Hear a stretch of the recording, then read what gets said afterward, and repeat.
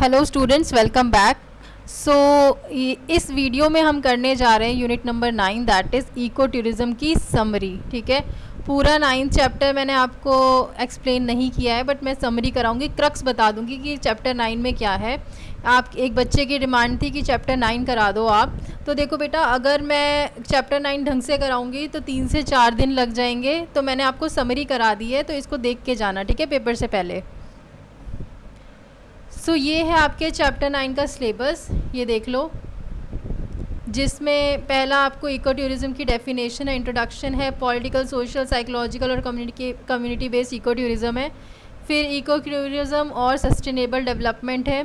फिर आपकी नीचे केस स्टडी है 4। ठीक है, अब एक एक पॉइंट में ना एक एक वीडियो लगती है और टाइम लगता है, तो मैंने जो समरी जितना हो सकता है उतना मैंने करा दिया है। बाकी ऐसा करना, जो प्रीवियस ईयर कराए हैं ना उसमें मैंने डिटेल में आंसर करा रखे हैं, वो एक बार देख के जाना, ठीक है। सो देखो, पहले जो फोकस था ना वो हमारा फोकस था प्रिजर्व करने में और कंजर्व करने में हेरिटेज को, जिसको टेंजिबल और इंटेंजिबल भी बोलते हैं। अब जो हमारा फोकस हो गया ना वो इस पे हो गया कि हम अपने हेरिटेज और नेचुरल रिसोर्सेज को फ्यूचर जनरेशन्स के लिए सेव करें और कैसे उनको सेव करके उनके लिए छोड़ के जाएं, ताकि वो भी इसको देख सकें, समझ सके, स्टडी कर सके और इनका बेनिफिट उठा सके। तो हमारा की एम क्या है कि हमें रिस्पॉन्सिबल बनना है इन्वायरमेंट के towards ensuring it sustains future generation, और ये इंश्योर करना कि हमारी जो फ्यूचर जनरेशन है उनको भी इससे बेनिफिट हो सके। तो प्रिजर्वेशन एंड कंजर्वेशन में क्या आता है आपका इको टूरिज़्म, जिसमें आपका आता है sustainable use plus legacy for future. ये डायग्राम बना के आ जाना, ठीक है। आगे चलते हैं। देखो, पहले जो हेरिटेज स्टडी थी ना वो बेसिकली फोकस रहती थी प्रिजर्वेशन और कंजर्वेशन पे। फिर eco tourism as a concept add हुआ, जिसमें आपका क्या हुआ कि tourism is plan to be sustainable. Tourism को इस तरीके से प्लान किया गया ताकि वो सस्टेनेबल हो। सस्टेनेबल का मतलब है कि आप अपनी नीड्स को तो पूरा कर ही रहे हो, लेकिन जो without compromising the needs of future generation, कि फ्यूचर जनरेशन के लिए भी आप छोड़ के जा रहे हो, ठीक है। और उनके मतलब उनके लिए कुछ भी ऐसा नहीं करे कि कुछ विलुप्त हो जाए या ख़त्म हो जाए, उनके लिए भी आप छोड़ के जा रहे हो चीज़ों को, ठीक है। So it benefits present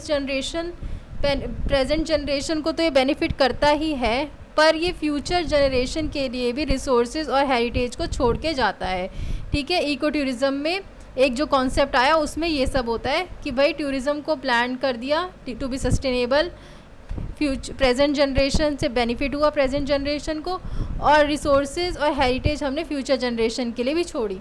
encourage करता है ये रिस्पॉन्सिबिलिटी टूवर्ड्स दी एनवायरनमेंट को। सो डेफिनेशन देखो इको टूरिज़्म की, एक बार इसको वो कर लेना प्रीवियस ईयर, उसमें अच्छे से डेफिनेशन मैंने कराई हुई है। तो पहली फॉर्मल डेफिनेशन जो है ना वो आपकी दी थी हेक्टर सिबेलोस ने, ठीक है, 1996 में। इन्होंने कहा था कि ये एक इन्वायरमेंटली रिस्पॉन्सिबल ट्रैवल है। कहाँ पर? To undisturb natural areas. ये ऐसा ट्रैवल है उस एरियाज़ पे जो नेचुरली अनडिस्टर्ब नेचुरल एरियाज़ पे, ताकि वहाँ जाके हम नेचर को एंजॉय कर सके और उनके कल्चर को एंजॉय कर सके, पुराना कल्चर जान सके और अपना प्रेजेंट का कल्चर वहाँ पर जान सके, ठीक है। तो बेसिकली ये एक ऐसा ट्रैवल है नेचुरली अनडिस्टर्ब्ड एरियाज़ पे, बेसिकली जहाँ पर जो एरियाज़ बेसिकली नेचर की कंजर्वेशन के लिए अपना काम करते हैं, ठीक है। सो उन एरियाज़ पे जब आप ट्रैवल करते हो, उन अनडिस्टर्ब नेचुरल एरियाज़ पे, तो उसी को आप इको टूरिज़्म बोलते हो। ये आपका जो इको टूरिज़्म है ये कंजर्वेशन को प्रमोट करता है। सबसे कम इम्पैक्ट होता है इसका हमारे नेचर के ऊपर, ठीक है, नेगेटिव इम्पैक्ट सबसे कम होता है, और ये सोशियो इकोनॉमिक बेनिफिट हम पहुंचाता है लोकल्स को। कैसे? कि भाई जब आप विज़िट करते हो तो लोकल्स जो हैं वहाँ के, उनको क्या होता है, एक तो उनकी इकोनॉमी बूस्ट होती है, आप उनको क्या करते हो, पैसे देते हो, ठीक है। जब भी आप जाते हो, फॉर एग्ज़ाम्पल किसी वाइल्ड लाइफ सेंचुरी में गए, तो मान लो आप सिर्फ घूम ही रहे हो, तो जो लोकल लोग होते हैं वो आपको जैसे वो आपकी हेल्प करेंगे, ठीक है, वो आपको ये बताएंगे कि यहाँ पर क्या आता है, एज अ टूर गाइड काम करते हैं वो लोग। प्लस अगर आप सफारी में जा रहे हो तो एज अ ड्राइवर काम करेंगे, ठीक है, इस तरीके के काम वो करते हैं। और आपने और भी जगह देखा होगा कि वो कई बार क्या करते हैं कि स्टॉल्स वगैरह लगा के रखते हैं छोटे थोड़े अपने देसी खाने के, तो उन सबको एम्प्लॉयमेंट मिल जाती है, ठीक है, उनका सोशियो इकोनॉमिक बेनिफिट भी होता है, प्लस उनका कल्चर भी प्रमोट होता है। तो की एरियाज़ क्या हैं इको टूरिज़्म के? पहला है कि environment conservation with community participation. दूसरा है आपका जो होस्ट कम्युनिटीज़ हैं जहाँ पर आप जा रहे हो उनके लिए प्रॉफिटेबिलिटी है, यहाँ पर प्रॉफिटेबल होता है ये, plus self sustainability of activities की सेल्फ सस्टेनेबिलिटी।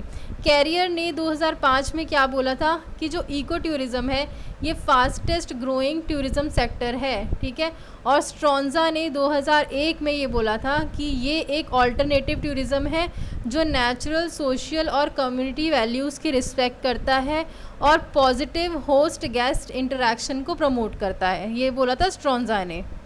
फिर आगे चलो, role of anthropology in eco tourism. Anthropology आपका कल्चर और कम्युनिटीज़ को क्या करती है? स्टडी करती है, और मतलब लोगों की कल्चर और कम्युनिटीज़ को, और ये हेल्प करती है लोकल नीड्स को आइडेंटिफाई करने में, ये हेल्प करती है टूरिज़्म की प्लानिंग में विदाउट हार्मिंग दी लोकल्स, और तीसरा ये हेल्प करती है कि एक कल्चरली सेंसिटिव टूरिज़्म प्रोजेक्ट को डिज़ाइन करने में। सो एंथ्रोपोलॉजिस्ट हैं जो उनका डीप इंटरेस्ट है कम्युनिटीज़ में, ठीक है, unlike tourist who often show superficial interest. जो एंथ्रोपोलॉजिस्ट होते हैं ना उनका डीप इंटरेस्ट होता है कम्युनिटीज़ में, और उनको उन कम्युनिटीज़ को रिसर्च करने में, उनके बारे में पढ़ने में और समझने में। टूरिस्ट की तरह नहीं जो ऊपर ऊपर से दिखावा करते हैं कि हाँ भाई हमारा इंटरेस्ट है। फिर anthropology and eco tourism. Anthropologist basically culture और कम्युनिटीज़ की स्टडी करते हैं, so they help design tourism that respects local traditions. ये हेल्प करते हैं ऐसे टूरिज़्म को डिज़ाइन करने में जो लोकल ट्रेडिशंस की रिस्पेक्ट करे। ये आपकी कम्युनिटी नीड्स को आइडेंटिफाई करता है और लाइवलीहुड ऑप्शंस को। देन ये प्रिवेंट करता है टूरिज़्म को जो कि लोकल को और उनके कल्चर को हार्म करते हैं, ठीक है, ऐसे टूरिज़्म जो लोकल और कल्चर को हार्म पहुंचाता है। टूरिस्ट जो होते हैं ना ये सुपरफिशियली एंगेज होते हैं आपके लोकल कल्चर्स के साथ, बट जो एंथ्रोपोलॉजिस्ट होते हैं ना वो जेन्युइनली अंडरस्टैंड करते हैं कम्युनिटीज़ को और सपोर्ट करते हैं। फिर आगे चलो, empowerment and disempowerment in eco tourism. Eco tourism में पहला है आपका एम्पावरमेंट। तो क्या बेनिफिट्स हैं एम्पावरमेंट के? लोकल्स जो है ना वो अपनी इनकम गेन करते हैं और उनके हाथ में डिसीजन मेकिंग पावर आ जाती है।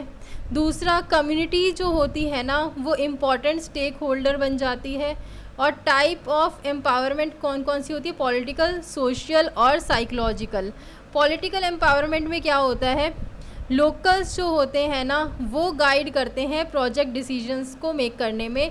पावर जो होती है वो शेयर होती है आपकी एज, मतलब हर एक वर्ग के लोगों में, जब सारे जितने भी एज के लोग होंगे उनमें, दोनों सेक्सेस में, ठीक है, और बाकी सारे क्लास ग्रुप्स में, ठीक है, पावर इस तरीके से शेयर होती है पॉलिटिकल। देन सोशल जो आपका एम्पावरमेंट है उसमें क्या है?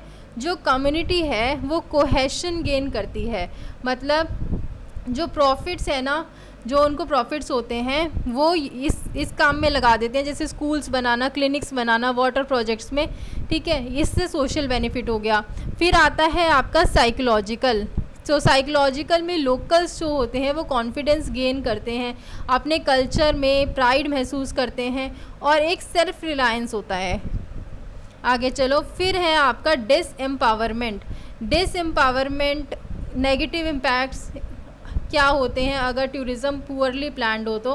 पहला होता है कल्चरल डिस्ट्रप्शन, मतलब एग्जांपल देखो, जैसे कि रीलोकेशन हुआ यागुआ इंडियंस का अमेज़ॉन में, ठीक है, जब ये रीलोकेशन हुआ तो इसकी वजह से लॉस ऑफ लैंड हुआ, डिप्रेशन आया लोगों में और उनकी हेल्थ बिगड़ी, ठीक है, ऐसे कल्चरल डिस्ट्रप्शन हो जाता है। फिर सोशल प्रॉब्लम्स क्या आ जाती हैं? जैसे क्राइम बढ़ता है, आपका बैगिंग बढ़ती है, भीख मांगना, प्रोस्टिट्यूशन बढ़ता है। फिर है आपका इकोनॉमिक इनइक्वालिटीज़। सो बेनिफिट्स जो होता है ना वो कुछ ही लोगों के पास जाता है, और फिर जो बाकी लोग होते हैं ना वो अपने आप को एक्सक्लूडेड महसूस करते हैं और जेलसी महसूस करते हैं इन इकोनॉमिक इनइक्वालिटीज़ की वजह से। और चौथा पॉइंट है loss of access to land and resources due to conservation restrictions. Conservation restrictions जब होती हैं कि भाई इस पर्टिकुलर एरिया को हमें कंजर्व करके रखना है, और हो सकता है ऐसा भी बोल दे कि आसपास कुछ भी नहीं बनना चाहिए, तो ऐसे में लॉस ऑफ लैंड भी हो जाता है, एक्सेस टू लैंड और रिसोर्सेज की, मतलब वो रिसोर्सेज और लोग यूज़ नहीं कर पाते हैं। ठीक है, ये बिल्कुल सेम चीज़ है। फिर आता है आपका कम्युनिटी बेस्ड इको टूरिज़्म। ये आपका मैनेज और कंट्रोल होता है लोकल कम्युनिटीज़ के द्वारा, आउटसाइडर्स के द्वारा नहीं, और सिर्फ गवर्नमेंट के द्वारा नहीं। ठीक है, मतलब लोकल कम्युनिटीज़ इसको कंट्रोल करती हैं और मैनेज करती हैं, आउटसाइडर या फिर गवर्नमेंट सिर्फ नहीं करते। ठीक है, एंश्योर क्या करता है ये, पहला लोकल गेन इन इनकम, मतलब लोकल्स जो होते हैं वो इनकम गेन करते हैं, कल्चर की रिस्पेक्ट होती है और इन्वायरमेंट कंजर्व होता है। Then needs training for locals for sustainability, training required होती है लोकल लोगों के लिए सस्टेनेबिलिटी के लिए। ठीक है, ताकि सस्टेनेबिलिटी प्रोवाइड की जा सके। फिर है आपका sustainable development and eco tourism. तो जो ब्रंटलैंड रिपोर्ट थी 1987 की, उसने क्या कहा कि जो सस्टेनेबल डेवलपमेंट है इसका मतलब क्या है कि आप प्रेजेंट की नीड्स को तो मीट कर ही रहे हो without compromising the needs of future generation, without compromising the needs of future generation, इसे कहते हैं सस्टेनेबल डेवलपमेंट। फोकस एरिया क्या है सस्टेनेबल डेवलपमेंट का, कि इन्वायरमेंट को प्रिजर्व करना, गरीबी को हटाना, तीसरा लोकल कम्युनिटी को एंकरेज करना पार्टिसिपेशन के लिए, और वो जो और चीज़ें हैं उन रिसोर्सेज को या फिर कोई भी चीज़ को बेसिकली पॉलिटिकल उसको कंट्रोल कर सकें। ठीक है, इंडिया में जो हमारा क्या देखा गया है कि शिफ्ट देखी गई है रेगुलेशन से एम्पावरमेंट में, पैट्रोनेज से पार्टनरशिप में, और government only say stake holder alliances में। ठीक है, कि भाई पहले तो रेगुलेशन थी पर उसके बाद एम्पावरमेंट आ गई, पहले सिर्फ पेट्रोनेज था, उसके बाद पार्टनरशिप आ गई, पहले सिर्फ गवर्नमेंट के हाथ में था, अब स्टेक होल्डर अलायंसेस आ गए। ठीक है, इस तरीके से केस स्टडी देख लो इको टूरिज़्म की इंडिया में। पहला है आपका नागालैंड की, तो इसमें है आपका कम्युनिटी बेस्ड सोसाइटी है, होम स्टेज जो होते हैं ये इनकम प्रोवाइड करते हैं विलेजर्स को। खोनोमा विलेज है आपका, इसमें हंटिंग बैंड है और लॉजिंग। ठीक है, हंटिंग और लॉजिंग बैंड है। क्यों बैंड है, ताकि आपकी इन्वायरमेंट की प्रोटेक्शन हो सके। And eco tourism plan and led by community, eco tourism जो है वो प्लान्ड है और कम्युनिटी के द्वारा लेड है। Amur falcon conservation, Amur falcon conservation में क्या है, जो लोकल NGOs हैं और विलेज काउंसिल्स हैं वो माइग्रेटरी बर्ड्स को प्रोटेक्ट करते हैं, और इसके क्या होता है टूरिस्ट ज़्यादा अट्रैक्ट होते हैं। फिर है wild life sanctuary, Intanki national park, Fakim wild life sanctuary. ये सब चैलेंजेस क्या आते हैं इनको, पहले तो इंसर्जेंसी, फिर दूसरा आता है लैक ऑफ इंफ्रास्ट्रक्चर, तीसरा परमिट्स नीडेड होते हैं इनके पास। चौथा देखो केरला, जिसको गॉड्स ओन कंट्री भी बोला जाता है, यहाँ पर वेस्टर्न घाट्स हैं, 2 नेशनल पार्क्स हैं और 12 वाइल्ड लाइफ सेंचुरी हैं। फिर इसमें एक है आपका परम्बिकुलम टाइगर रिजर्व। एक्टिविटीज़ जो है वो ट्राइबल्स के द्वारा ऑर्गेनाइज़ की जाती हैं यहाँ पर, जैसे कि bamboo crafts, tree huts, rafting, ये सारी चीज़ें। देन ओल्डेस्ट कनीमारा टीक ट्री यहाँ पर है जो कि वर्शिप किया जाता है। फिर दूसरा है आपका अरालम वाइल्ड लाइफ सेंचुरी, इसमें क्या है आपका ट्रैकिंग एंड बटरफ्लाई माइग्रेशन होती है और नेचर कैंप्स लगते हैं चिल्ड्रन के लिए। आगे गुजरात पे आ जाओ, इसको स्पेशल स्टेटस दिया गया है क्योंकि इसके पास एशियाटिक, यहाँ पर एशियाटिक लॉयंस हैं गिर गुजरात में, इंडियन वाइल्ड एस की वजह से, फॉसिल पार्क्स जो कि बालासिनोर में है। ठीक है, Indus wild life, Indus valley sites जो कि धोलावीरा और लोथल गुजरात में है। ठीक है, डैंग डिस्ट्रिक्ट जो है इसमें टाइगर इको टूरिज़्म स्पॉट है with rich culture, forest and waterfalls. फिर आता है आपका असम, असम में है आपके नेशनल पार्क्स काजीरंगा, मानस और नामेरी। काजीरंगा किस लिए है फेमस? वन हॉर्न राइनो के लिए और एडवेंचर स्पोर्ट्स के लिए। मानस है आपका टाइगर रिजर्व, सेंचुरी और आपके वर्ल्ड हेरिटेज साइट। नामेरी एक बर्ड वॉचिंग और फिशिंग के लिए है, ठीक है। माजुली आइलैंड जो है ये एक कल्चरल कैपिटल है आपकी, पॉटरी मास्क फेस्टिवल्स के लिए फेमस है। आगे देखो इको टूरिज़्म के इम्पैक्ट क्या क्या पड़ते हैं, जैसे ये लोकल इकोनॉमी को बूस्ट करती है, जैसे एग्जांपल काजीरंगा विलेजर्स। ये जॉब्स क्रिएट करती है, जैसे कि आपकी हैंडीक्राफ्ट्स हो गए, फूड प्रोडक्ट्स हो गए, होम स्टे गाइड्स हो गए, इनमें जॉब क्रिएट करेगी। ये कम्युनिटी इनिशिएटिव्स को इंकरेज करती है, जैसे किस में, जैसे आपने खोनोमा ग्रीन विलेज में देखा था। देन ये प्रोवाइड करती है इंटेंजिबल बेनिफिट्स। इंटेंजिबल बेनिफिट्स मतलब education, culture, pride, peace, spiritual wellbeing. अब की आंसर से आपके कुछ इग्नू की बुक में, तो community should become an important stake holder in tourism, हाँ या ना? ट्रू हो, ठीक है। Tourism can be disempowering if it interferes with cultural norms, तो ये भी ट्रू है। कम्युनिटी बेस्ड अप्रोच, लोकल्स जो होते हैं ना वो कंट्रोल करते हैं टूरिज़्म एक्टिविटीज़ को और इंश्योर करते हैं कि वो कल्चरली, सोशली, इकोनॉमिकली बेनिफिट हो सके और इन्वायरमेंट की कंजर्वेशन या प्रिजर्वेशन भी हो सके। Then you have sustainable development, जिसमें आपका प्रेजेंट की नीड्स को मीट करते हो without compromising the future generation needs. Naga society जो है वो मोस्टली कम्युनिटी बेस्ड है, क्या ये सच है?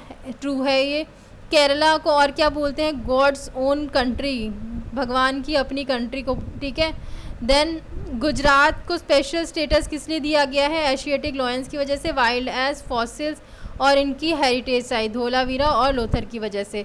Then Manas national park in Assam is a world heritage site. So ये जो इको टूरिज़्म है आपका, मेरी जो बिल्कुल लास्ट वाली वीडियो मैंने अपलोड करी है उसमें देख लेना, उसमें आंसर आपको मिल जाएगा। और प्रीवियस ईयर में मैंने 2 बार करा रखा है इको टूरिज़्म के बारे में, 2 से 3 बार, उसको ज़रूर पढ़ के जाना। बाकी ये क्रक्स था इस चैप्टर का, छोटी सी समरी थी, देख लेना इसको, ठीक है। चलो, टेक केयर।